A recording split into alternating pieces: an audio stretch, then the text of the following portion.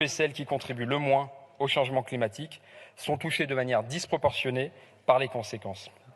La conclusion est limpide. C'est le temps de l'action et d'une transition écologique ambitieuse si on veut assurer un monde vivable, et surtout cette transition doit être guidée par la justice. C'est-à-dire que les efforts doivent être partagés par tous, et en particulier par ceux qui polluent le plus.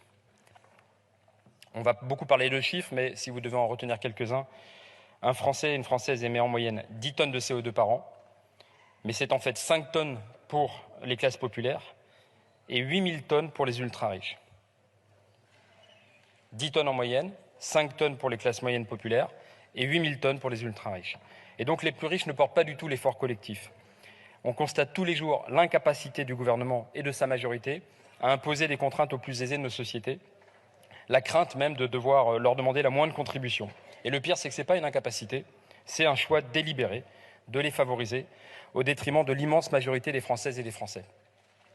La majorité gouvernementale a pu justifier des restrictions importantes de circulation au sein des zones à faible émission, et il en faudra pour la santé publique. Elle a pu aussi accepter d'interdire des liaisons aériennes commerciales si une alternative en train de moins de 2h30 existe. Mesure dont je me félicite. En fait, je m'en féliciterais davantage si elle s'appliquait à l'ensemble de la population, parce que les vols en jet privé ne sont pas concernés par cette interdiction. Ce qu'il faut bien percevoir, c'est le risque que nous prenons si l'acceptabilité sociale de la transition n'est pas assurée. Yamina Saeb, autrice du GIEC, nous disait en audition « La transition doit être juste ou nous aurons la guerre ». La proposition de loi relative à l'interdiction des vols en jet privé que je présente aujourd'hui avec le groupe écologiste repose précisément sur les enseignements et préconisations du GIEC et des scientifiques. L'enjeu, assurer la transition écologique urgente et nécessaire du secteur aérien, tout en garantissant son acceptabilité sociale. Pour la première fois, la proposition vise à faire reposer en premier lieu les efforts sur les plus riches, car ce sont eux qui contribuent le plus et de loin à la pollution et au dérèglement climatique. Et non, l'aérien n'est pas anecdotique. Et en matière de jet, la France est vraiment le pays de tous les records. C'est un rapport de Greenpeace publié le 30 mars dernier. Entre 2021 et 2022, le nombre de vols a augmenté de 55% et les émissions générées de 93%. Nous sommes le pays comptant le plus de vols en jet privé dans l'Union européenne et 4 villes françaises se positionnent dans le top 10 des trajets les plus empruntés. C'est faux. Les statistiques avancées par les représentants de l'aviation d'affaires que j'ai auditionnés ne reposent sur aucune donnée fiable.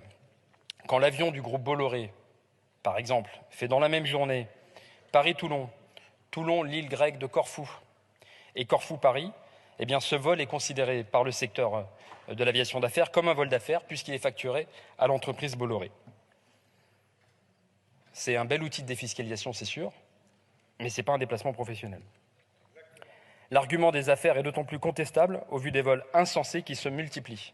Nice-Cannes, Bordeaux-Arcachon, Rennes-Saint-Malo, Saint-Tropez-Cannes, Chambéry-Courchevel, Lille-Le Touquet. On a de l'agrément, des loisirs, des sauts de puce qu'on peut faire en train, des vols caprices, mais du professionnel, non. Et les vols les plus fréquents, Paris-Nice, Paris-Genève, Paris-Londres, eh bien évidemment opèrent sur des lignes classiques, très bien desservies par les transports ferroviaires ou les lignes aériennes classiques. Et donc la proposition de loi, il s'agit simplement de déplacer la mobilité des plus riches de l'avion en jet vers l'aviation commerciale régulière ou en train. C'est en rien radical d'exiger d'une personne qu'elle se rende à Bruxelles en Thalys ou à Londres en Eurostar. C'est en rien radical d'interdire un vol en jet privé entre Cannes et Nice, séparé d'à peine 30 km et desservi par la route et le train. Pour le résumer, nous demandons un petit pas à Bernard Arnault pour faire un grand pas pour le climat. La proposition que je vous présente, c'est 2 articles. Parce que les jets privés en droit, ça n'existe pas, donc on parle de transport à la demande et de déplacement non régulier. Et donc, il y a 2 situations. L'usager est le propriétaire de son jet. C'est un transport non commercial de passagers, ça c'est l'article 1. Et le jet peut être affecté contre rémunération, à la demande toujours. Et donc, on parle de transport dit commercial. C'est l'article 2. Avec un seuil de 60 passagers pour éviter d'affecter certains charters que les Français utilisent pour rejoindre les Antilles ou traverser la Méditerranée. J'ai fait le choix d'énumérer une série d'exceptions, pour être très clair, au nom de l'intérêt public. Les articles ne concernent pas les vols des aéronefs d'État ou militaires, les vols affectés à un service public, ou encore évidemment les vols de sécurité civile, sanitaires, médicaux, et même les vols d'entraînement ou pour ceux des aéroclubs. Et l'outre-mer n'est pas concerné pour évidemment des raisons et des spécificités géographiques et topographiques.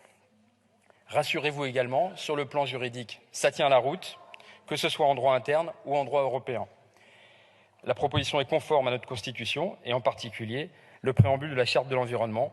C'est, avec cette interdiction, la mesure qui pénalise le moins de monde pour l'effet le plus grand sur l'environnement et sur l'adhésion à l'indispensable projet de transition écologique. C'est l'élément clé d'une politique environnementale empreinte de justice sociale. Aux Pays-Bas, alors qu'on nous disait que c'était impossible, le principal aéroport d'Amsterdam, l'équivalent de Roissy, le deuxième aéroport en Europe, vient d'annoncer l'interdiction des jets privés avec un argument très clair. Ils sont trop polluants, c'est des nuisances sonores insupportables. Et pour faire Amsterdam-Ibiza ou Amsterdam-Cannes, eh bien, il y a des liaisons classiques. Avec cette proposition, nous pouvons ramener les riches sur terre. Les Pays-Bas en trouvent un chemin. Le débat a lieu partout en Europe.